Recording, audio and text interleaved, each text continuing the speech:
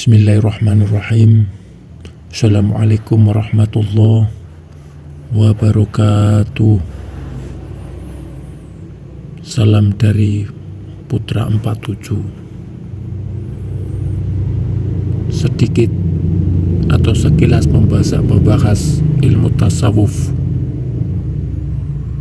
Yang dimaksud kenal diri, kenal Allah subhanahu wa ta'ala. Man arofa nafsahu faqad arofa rabbahu. Man arofa rabbahu fasadal jasad. Siapa kenal dirinya, kenalah ia akan Tuhannya. Siapa kenal Tuhannya, binasa jasadnya. Perkataan di atas tampaknya merupakan kesimpulan hadis qudsi. Aku ialah khasanah atau perbendaharaan yang tersembunyi. Aku berkehendak untuk dikenal, maka aku ciptakan makhluk, sehingga denganku mereka mengenalku. Denganku mereka mengenalku ini ada penjelasannya. Maka apabila aku telah menyempurnakan kejadiannya dan aku telah meniupkan ruhku kepadanya, maka tunduklah kamu kepadanya dengan bersujud. Dari ayat ini diketahui bahwa diri manusia itu terdiri atas ruh, jasad, dan belakangan timbul atau nafsu. Dari pertemuan ruh dan jasad ini Allah berkehendak timbul pada diri manusia. Jadi diri kita itu keesaan tiga hal.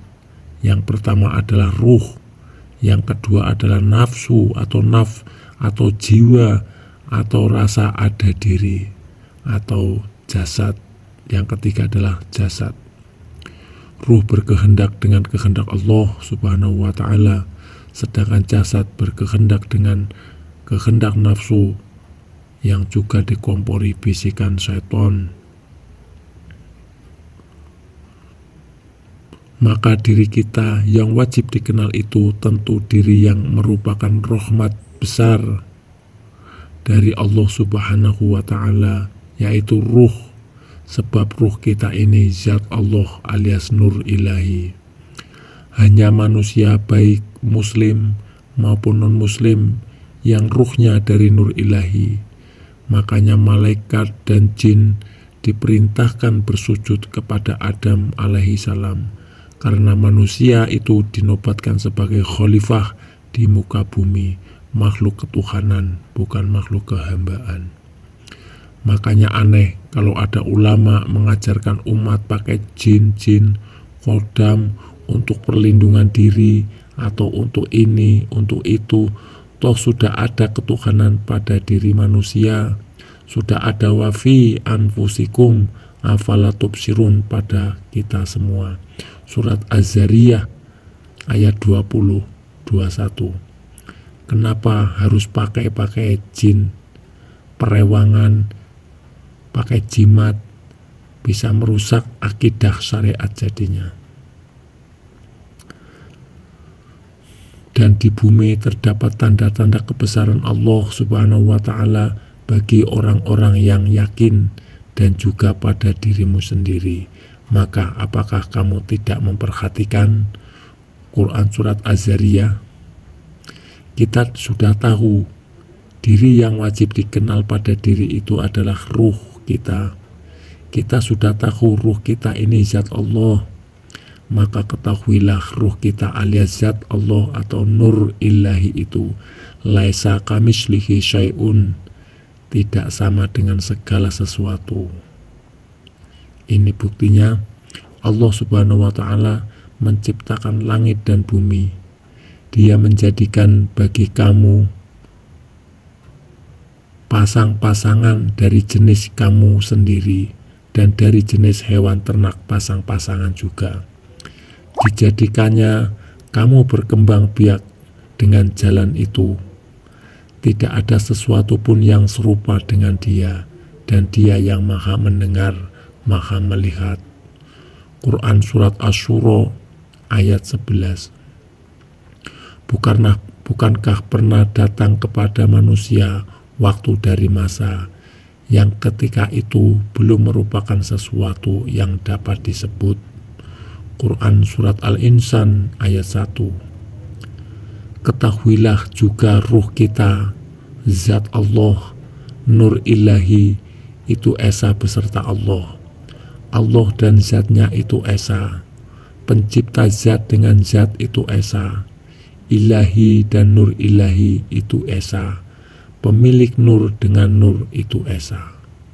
Seperti matahari dan cahayanya, tidak ada jarak antara matahari dengan cahayanya. Seperti api dengan panasnya, tidak ada batas pemisah api dari panasnya. Mari lanjutkan bahasan kita. Ruh kita zat Allah esa dengan Allah. Jadi ruh kita esa beserta Allah bila maka ruh kita itu berkehendak dengan kehendak Allah atau irodat, tapi jasad kita berkehendak dengan kehendak nafsu. Terus mesti bagaimana? Nah, ikuti uraian selanjutnya. Kembali ke topik, man arofa nafsahu waqad arofa rabbahu, man arofa rabbahu fasadal jasad. Siapa kenal dirinya, kenalah ia akan Tuhannya. Siapa kenal Tuhannya, binasa jasadnya. Maksud binasa jasad atau fanafila ini bukan dengan cara memfana-fanakan diri, menafik-nafikan diri, atau meniada-niadakan diri, atau mengosong-osongkan diri, atau melenyap-lenyapkan diri. Itu sih malah mempermudah jalan masuk jin setan ke jasad, sebagaimana banyak dipraktikkan oleh sebagian besar kalangan tasawuf, lalai dengan konsep ukhlul ittihad, wahdatul wujud, maupun manunggaling kawula Gustinya. Allah Subhanahu wa ta'ala sudah menetapkan diri nafsu kita ini ada. Mustahil kita mau meniada-niadakan yang sudah Allah tetapkan adanya, meskipun nafsu itu hanya sekedar wujud fana. Semakin kamu meniada-niadakan diri nafsu, semakin adalah dia. Semakin kamu meniada-niadakan diri, semakin sidik kufur wal kafirullah kamu. Jihad melawan hawa nafsu atau jihadun nafs juga bukan dengan menemui ulama yang instan, yang bisa melakukan pengosongan atau pengisian, pembukaan, pengiriman atau transfer sesuatu pada muridnya sehingga sang murid seketika bisa begini, untuk ini, untuk itu. Ingat, ilmu yang instan itu biasanya dari setan. Jihad melawan hawa nafsu itu jihad melawan diri sendiri. Artinya, jihad itu berlangsung sepanjang hayat. Kamu selesai berjihad kalau kamu sudah mati. Namanya juga perjuangan menundukkan diri sendiri. Maka pergaulatannya berlangsung selama masih ada diri, dan perjuangannya bersifat munfarid alias sendiri-sendiri, alias dilakukan oleh diri masing-masing. Gunakanlah akalmu. Mana mungkin kamu percaya begitu saja pada ulama yang bisa seketika menyetel diri kamu. Seketika itu juga kamu berubah 180 derajat bahkan lebih. Itu namanya cuci otak alias keimanan hipnosis. Hidayah dari Allah Subhanahu wa ta'ala memang terjadi seketika, tetapi pada diri kamu tetap berlaku proses alami perubahan.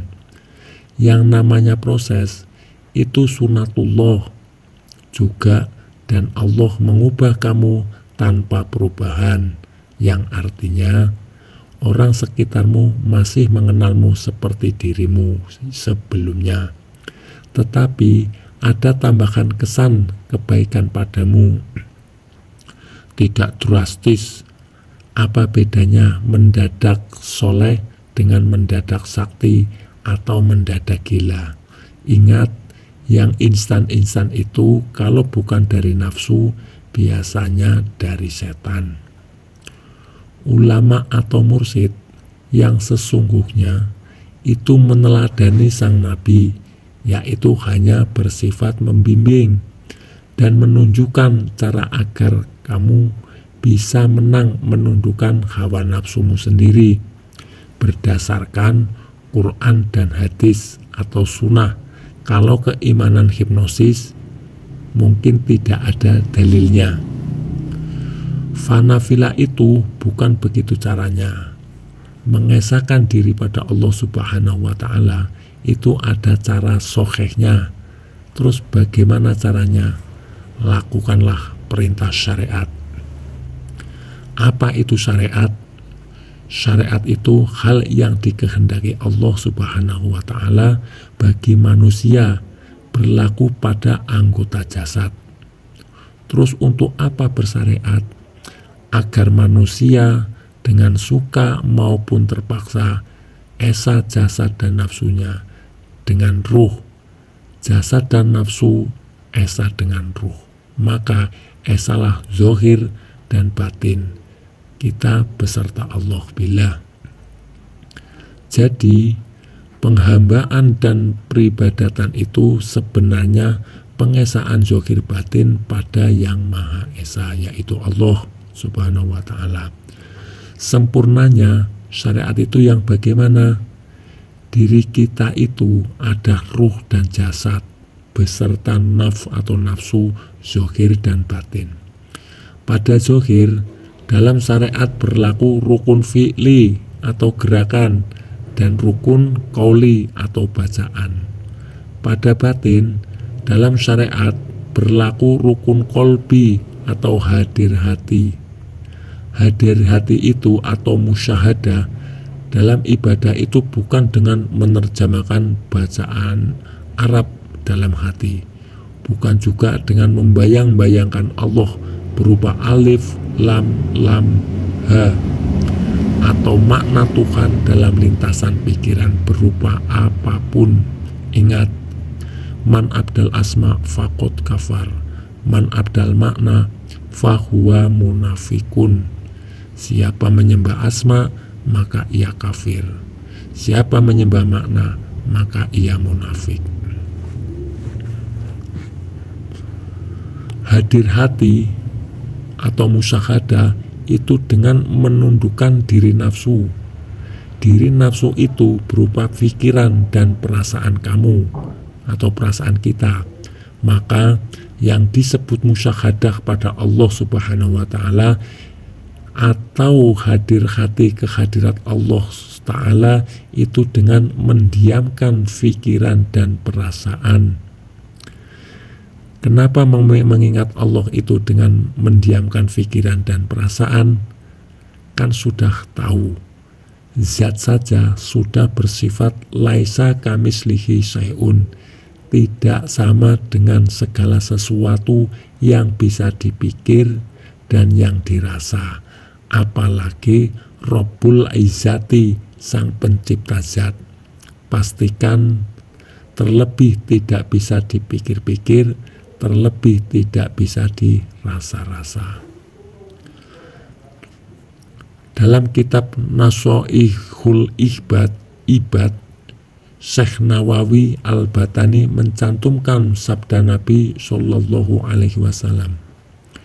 Sholat itu tiang agama, sedangkan diam itu lebih utama.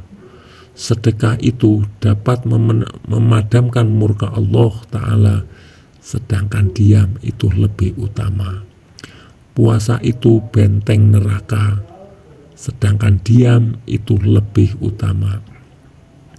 Dan jihad itu adalah puncak agama, sedangkan diam itu lebih utama. Diam adalah ibadah tingkat tinggi. Hadis riwayat Ad-Dailami dari Abu Hurairah. Itulah sebabnya dikatakan para arif billah, man arafallahu kala lisanuhu. Siapa sebenar-benar mengenal Allah Ta'ala kelulisana. Kelulisan, diam, pikiran, dan perasaannya. Maka sempurna syariat itu misalnya dalam sholat, badan bergerak, berdiri, takbir, ruku, sujud, dan salam. Mulut mengucapkan bacaan yang disunahkan. Hati, pikiran, dan perasaan diam, kekal bila, beserta Allah yang tidak bisa dipikir-pikir dan tidak bisa dirasa-rasa. Keadaan syariat yang sempurna itu fasadal jasad. Maksudnya, kalau dalam setiap ibadah syariat kita apapun bentuknya, sholat, tadarus, zikir, dan lain sebagainya, kita pakai rukun kolbi atau diam, itu suatu hari Allah akan tunjukkan pada kita, Allah Ta'ala akan karuniakan pada kita. Pada saat ibadah itu, kita akan merasakan fasadal jasad atau binasa jasad, yang maksudnya bukan jasad kita jadi hilang atau tidak kelihatan, melainkan kita masih melihat jasad kita, tetapi kita tidak merasakan berjasad lagi. Ujung-ujungnya nanti pada kesadaran kita hanya Allah Ta'ala saja yang ada. La maujudun illallah, la ilaha illallah. Inilah puncak bila berserta Allah. Inilah keadaan yang diisyaratkan dalam anjuran mu'utu qobla anta mu'utu, matikan diri nafsumu sebelum mati. Kalau sudah bila di alam Allahu a'lam lah kamu, kasaf jugalah kamu, seisi alam dunia akhirat terpandang semua, kenapa bingung? Namanya juga wallahu a'lam. Peringatan, ini peringatan. Puncak bila itu Tuhan hamba esa. Ini maksudnya bukan kita jadi Allah dan bukan Allah jadi kita. Tuhan hamba esa, jauh tidak berjarak, dekat tidak tiada antara, dan tidak bersentuh. Esa Tuhan beserta esa, Tuhan beserta sekalian makhluk, itu satu-satunya. Jadi harus paham ya, jangan salah paham. Dalam Islam tidak pernah ada Tuhan menyerupai ke makhluk. Dalam Islam tidak pernah bisa makhluk jadi setara dengan Tuhan atau menjadi Tuhan. Ingat itu. Dalam Islam tidak ada konsep lenyap aku, ada Tuhanku, lenyap Tuhanku, ada aku. Mengenal Allah tidak bisa dengan diri jasad atau dengan jasad maupun dengan nafsu yang bersifat hadis atau barang kasar. Mau tidak mau, kita hanya bisa mengenal dan sampai pada Allah Ta'ala melalui diri kita yang kodim, yaitu ruh yang suci, ruh kudus, ruh kita sendiri. Caranya dengan bersyariat yang disanding makrifat, bersyariat yang disanding dengan rukun kolbi atau diam. Dengan demikian esalah jasad dan nafs pada ruh, kenalah jasad dan nafs kita pada ruhnya sendiri. Kalau jasad nafsu mengenal ruhnya sendiri, sucilah zohir dan batin kita, karena ruh itu kemahasucian Allah. Jangan lupa bahwa ruh itu zat Allah alias nur ilahi yang bersifat maha suci. Kalau totalitas diri kita sudah suci, esalah dengan yang maha suci. Jadi jihad akbar setiap muslim yang sesungguhnya ialah berproses menjadi wujud rohani yang bercahaya-cahaya, meskipun masih tampak berupa jasad, berkulit, berdaging, bertulang, dan berdarah. Supaya bisa total meneladani Rasulullah Shallallahu Alaihi Wasallam bermicrot ke Sidratul Muntaha dengan ruh, nafs, jasad sekaligus. Aminullah. Katakanlah wahai Muhammad, sesungguhnya aku ini hanya seorang manusia seperti kamu yang telah menerima wahyu bahwa sesungguhnya Tuhan kamu adalah Tuhan yang Maha Esa. Maka barang siapa mengharap pertemuan dengan Tuhannya, maka hendaklah dia mengerjakan kebajikan dan janganlah dia menyekutukan dengan sesuatu pun dalam beribadah kepada Tuhannya. Hakikat tanpa syariat, sesat yang nyata. Syariat tanpa hakikat, sia-sia. Biar sedikit amal, yang penting mengenal. Setelah mengenal, semakin beramal.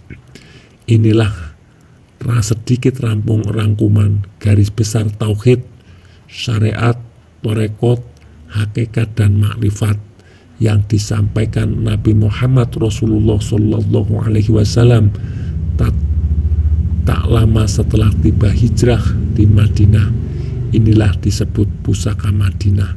Inilah Torekotul Muhammadiyah, torekot yang penghulu utamanya Nabi Muhammad Rasulullah Shallallahu Alaihi Wasallam sendiri, bukan kelas umat. Torekotul Muhammadiyah inilah Islam, Islam tanpa embel-embel, fikroh apapun, bukan Sunni, bukan Aswaja, bukan Syiah, bukan Wahabi, bukan Salafi, bukan Sufisme, bukan tasawuf, bukan Ahmadiyah, bukan Islam laib, bukan lain-lain. Islam saja, titik. Sedikit membahas tentang ilmu tasawuf. Mudah-mudahan bermanfaat. Terima kasih sudah menonton video ini. Wassalamualaikum warahmatullahi wabarakatuh.